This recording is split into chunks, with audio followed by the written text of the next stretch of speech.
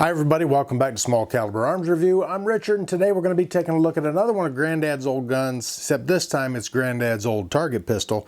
This is the Ruger Mark I Target. Now, the Ruger company started in 1949. William B. Ruger come up with a design for his standard pistol, is what he called it, which was this. Sort of. It was an earlier version of this. And in 1949, he designed two prototypes based on the Japanese Nambu, I think is how you pronounce it. And he took those two prototypes and he showed them to his friend Alex Sturm, who was kind of an affluent guy and had a little bit of cash. So Alex financed, or kind of loaned him the money, went in partners with him on producing these pistols as kind of a low cost or a budget target pistol, plinking pistol, just something to enjoy. And it's really kind of a neat design. The receiver on this is actually made out of two stamped steel pieces that are put together and welded up on the seam in there. You can see it in a couple different places in here when you take it apart. Brand new, these things in 1949 retailed for $37.50. I paid a little bit more than that for this one. Now, I did not pick this one up new. This one was manufactured in 1976, and like I said, this is the Ruger Mark I Target. All the other ones were pretty much known as the Standard, which was just a standard, their standard 22 pistol with a little bit shorter barrel on it. But over the years, these things have gone through a bunch of different revisions and models. Actually, only 4 revisions. There's the Mark I, or the Standard, the Mark II, the Mark III, and as of 1996, the Mark IV. The Target model supposedly has a marksman adjustable, or an adjustable trigger anyways. And the one thing I don't like about these is the magazine releases on the butt there, and I believe that's been changed in some of the later models. I don't have any of the later models yet. I started with this one. I'm going to move to the 2, 3, and 4 hopefully one of these days. 10 round magazine, although it may be a 9 round magazine. I'll have to check and see for sure. Again, stamped steel. This one is not, you can't disassemble it like you can other ones, but you can spray it out with some good gun cleaner and lube it up a little bit in there. It's a pretty neat gun, other than I don't like that magazine release, especially with this little chrome plated piece on the bottom here. The edge of it there kind of gets hung up a little bit in it, but it is a pretty cool gun anyways. Now, a lot of people have shied away from these guns because the stories I've heard for many years about the Ruger Mark pistols, especially the Mark I, is that they were extremely difficult to put back together. And if you've seen the short I did, that's not really the case. They're not difficult to put back together. They're tricky to put back together. And once you learn the trick, you can disassemble it and reassemble it in less than a minute. All you got to do is get the magazine out of it, verify that it is empty. I have done that with this one. You do have to do a dry fire on it, which is not necessarily the best thing to do with rimfire pistols, but you have to do it with this. So you do that. That takes all the tension off the firing pin on the bolt there. You've got this, it's the main spring housing is in the grip right there. You got to flip that lever up, and that lever has a really sharp point on the end of it there. And if you're not careful, you can get it under your fingernail there, and it really cause some pain. So you just lift this up, and there's a pin that comes right through here. You can see the top of it right there. It goes all the way down and connects to your main spring housing there. And you got to pull it out. And it doesn't take a lot of effort to pull it out. It takes a little bit of effort to put it back in, because there's a detent on the bolt. And I'll pull the bolt out here. Actually, I'm going to take the upper receiver, or the barrel and upper frame off of the lower receiver. You just push it forward. It only goes about 1/8 of an inch. You can pull that right off of there. There's your hammer right there. That's why I couldn't pull the bolt out. But we pull the bolt out, and you'll see this spring on the top of the bolt there. That pin on the back of it there acts as your detent for this pin when it goes up through there, and you've got to get it pushed past that, and it's a little difficult to get it in there past that, but it will go. And then this piece will, if I turn it the right way, I'm going to try to show you this so you can see what's going on in there when you're reassembling this. On the back of the hammer, there is a little piece that kind of dangles off of there. Now this is normally going to be pointing downward. This is the hammer strut, and that hammer strut is where the spring pressure comes in to flip the hammer forward, and that goes in your mainspring housing, which is also the back of your grip piece right there.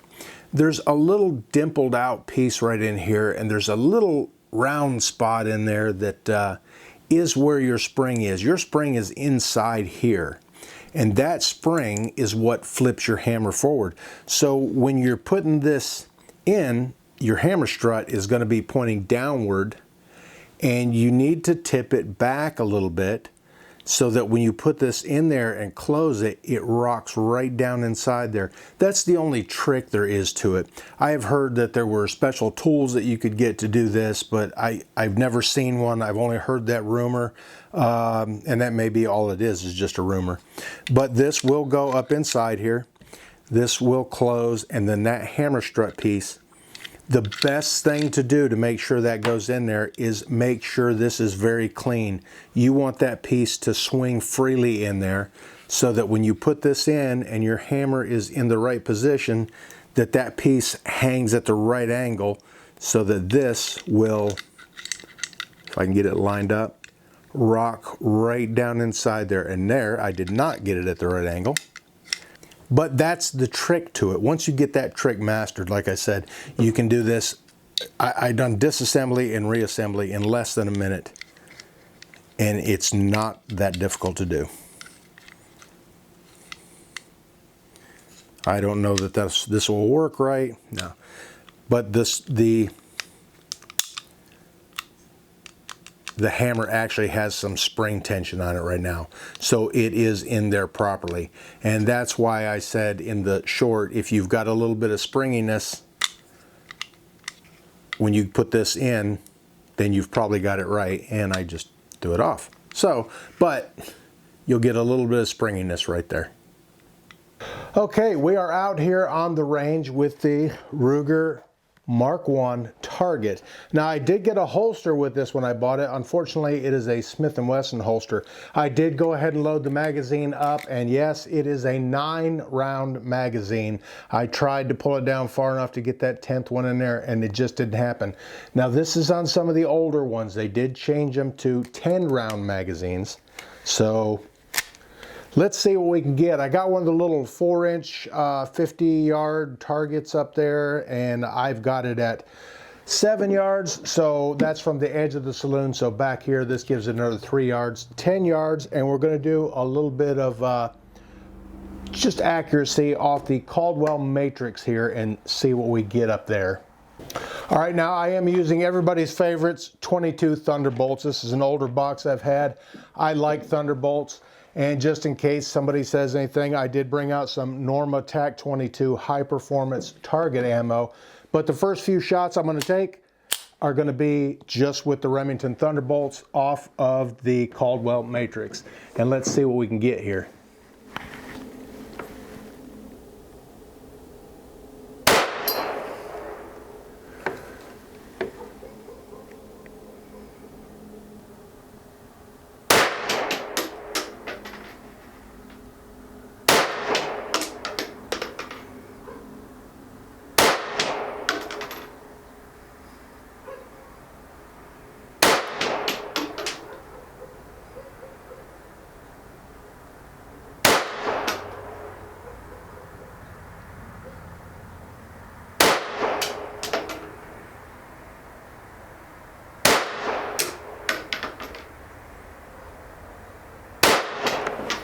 All right, that was all 9 rounds right there. It is clear. We'll go ahead and pull the magazine out and holster the firearm and go up there and take a look at the target. Okay, so there's 1, 2, 3, 4, 5 holes there, and I don't see anything outside of that. So it looks like everything is right in there. We'll be able to see a little closer in the inset there. But that looks pretty good. Now, I could not see those when they were from back there because It's a little dark out right now. The sun's getting ready to set, and I just couldn't see it. We're gonna try it with, let's put another target up there and we'll try it with some of the performance ammo and see how that does. It looks like everything's a little bit low, so maybe I'll adjust for it just slightly. I've had a lot of people get on to me for using the Remington Thunderbolts, but I really like the stuff. It's been really reliable for me. And this Norma TAC 22 seems to be really reliable too. It's just, the Thunderbolts are lots of fun. Let's just put 5 rounds in it this time, and we'll see how they do. No sense in firing a full 9 rounds at the target up there. It makes it that much harder to see. All right, just 5 rounds in it this time. We'll see how it does.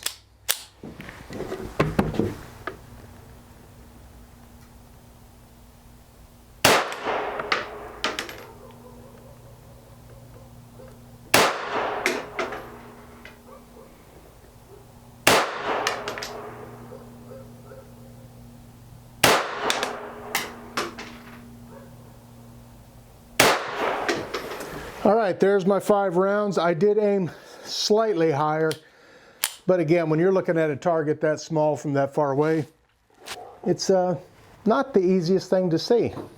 1, 2, 3, 4, 5. I actually think the Remington Thunderbolts did a little better, if you ask me. Anyways, I got another target set up at the 15-yard line there. We'll stand at the front and do this offhand stuff, one-handed in the NRA bullseye competition style, sort of. All right, I'm only going to put 5 rounds in there again because it's a lot easier to see with 5 holes in the target than it is with 9. Not that I'm going to get them all that close anyways, but I'll give it a try. Now in the NRA bullseye competition, there's a bunch of different things going on there, but there is a rim fire part of that, and you shoot one-handed, so I'm going to give that a try after I get my ears in. Okay, I'm going to go ahead and cock it. I got one in the chamber. Let's give it a try.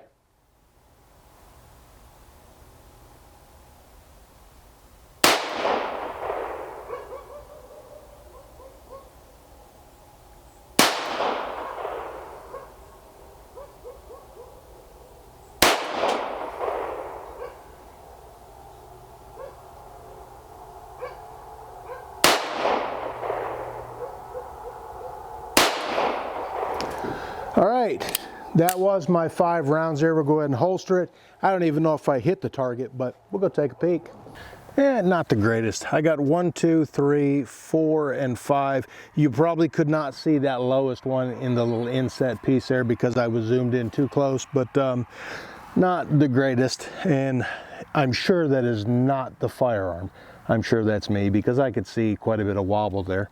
The sights are a little difficult to see, but one thing I can say, the trigger in this thing is great.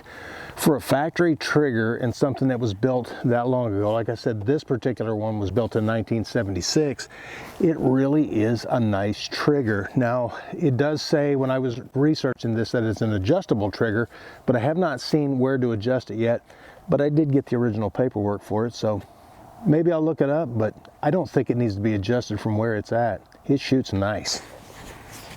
Don't go by this. All right, now a little plinking out at the range would not be complete without ringing a little bit of steel. I've got 9 rounds of Thunderbolts in there. I'm gonna go ahead and unleash them on the 15-yard steel target.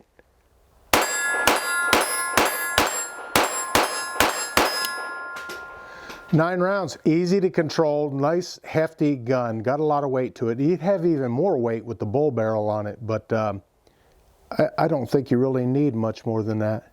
Good looking gun, nice finish on this one for being as old as it is.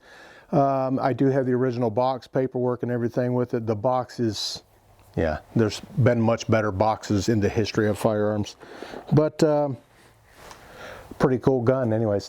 If you could reach up here and hit this button to check out some of my other videos, hit this little round one down here to subscribe if you haven't already, and thanks for watching Small Caliber Arms Review.